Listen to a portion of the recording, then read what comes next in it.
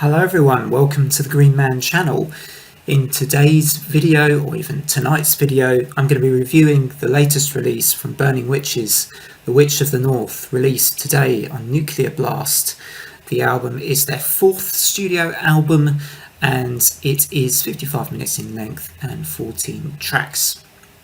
And now this album, considering that this band's had a couple of changes in lineup, Laura Goldemond introduced last year for the Dance with the Devil album, which I really enjoyed, and now we've had Larissa Ernst added to the lineup on lead guitar for this album, for this latest release. And after listening to the album, I am thoroughly impressed with what I've heard, and it seems like they're just going from strength to strength. You know, change the lineup a bit, who cares? This album is as good, if not better, than any of their others so far. In fact, I would go some way to say that this album is pretty much an ace in the pack of the Burning Witches discography. And I have to say that first of all, the instrumentation in this album is nothing short of stunning. The addition of Larissa obviously has made some sort of an impact, because her solos, her licks at the end of rhythm sections, everything she's doing, all her techniques are on show here, and this is adding a lot to this already what would have been a pretty solid album, I think, but it's added another layer of excellence to this album, The Witch of the North, I think. But I don't just want to go on about the guitar solos. I'm a guitarist, so I appreciate guitar solos an awful lot. But everything else in this album was also pretty much spot on, with the songwriting, the structure of the songs, the changes I thought were all pretty well timed. The vocals. Laura felt like this album, she was also showcasing some cleaner vocals in tracks like Lady of the Woods, which actually was really beautiful vocals in that track. So as well as doing her, her screaming, the kind of power metal high-end stuff that she does, I actually really enjoyed that bit of variation that was on offer in this album as well. So going sort of almost track by track, Winter's Wrath felt like that, as just an introduction, that could have been a full song. It felt like there was more on offer that might have been in that song. Obviously we go into The Witch of the North, which is a great song. The single, of course, as well, and a really, really good one at that.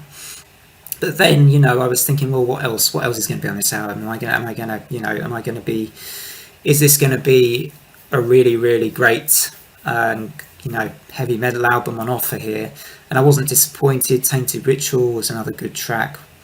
We Stand as One even followed up pretty strongly after that. But then this is where the album went, I think, from being really good to awesome. Really, really fantastic stuff. Flight of the Valkyries. You start with, the nice brooding, slow guitar solo. Sounds like it's going to be a ballad, but it builds up into something a bit more kind of faster tempo. Circle of Five was also very good. Lady of the Woods, as I mentioned, possibly a favourite track, even though it's a slightly slower, more ballady-like one. It's ever so powerful.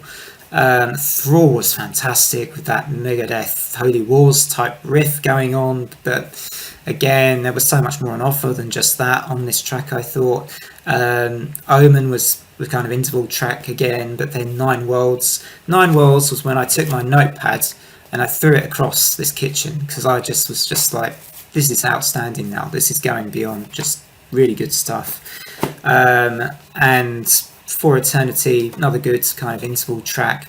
Dragon's Dream and Eternal Frost, I'm not sure if by that point I was sort of just, so blown away that anything that came after Nine Worlds was slightly less, perhaps, attention grabbing, but they still felt like pretty strong tracks when I was listening to those as well.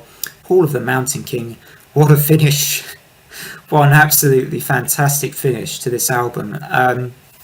This album, as I say, there's a lot of strengths on here. These women and the band, and obviously production people involved, and everyone involved in obviously the artwork is great on the cover of this album as well. I've not got my CD yet, but I have pre-ordered it, so hopefully it's on the way soon. They've really put together a fantastic piece of work here. everything right until Laura's last closing scream on Hall of the Mountain King is pretty nigh on perfect. I think if I had anything to say that was more of less on the pro side, more on the con side, it is perhaps I just felt instinctively like the album might have packed even more of a punch if it was just a touch shorter, but that's sort of a hesitant criticism in a way, because I think I need to give the album just a little bit longer before I make that as a final judgment. I'd also maybe sort of say, I think with a couple of tracks towards the end, perhaps was just extending the album just a touch longer than before. But as I say, that's could be just at this stage just a minor thing. This album is for me at this stage a 9 out of 10. This is a 9 out of 10. I really think and have a lot of faith that I think that would stay. This is going to stay as at least a 9. This is likely to be a candidate for one of my top albums of 2021 so far as well. Burning Witches here have brewed a cauldron of metal witchcraft genius. I think this is really good stuff. And I thoroughly encourage you and recommend you, if you're just watching this review, you've not even listened to the album yet, definitely check this one out. A lot of people might say, oh, this sounds like what we've heard before with heavy metal stuff from the 1980s. I wouldn't fall into that trap, because yes, it does sound a little familiar, but it's a great album, and if it was in the 1980s, this would stand well shoulder to shoulder with some of the albums I think that came out at that time. So don't fall into that trap. Thank you very much for watching. Hope you enjoyed this video. Like and subscribe if you fancy it. Otherwise, take care everybody. See you later.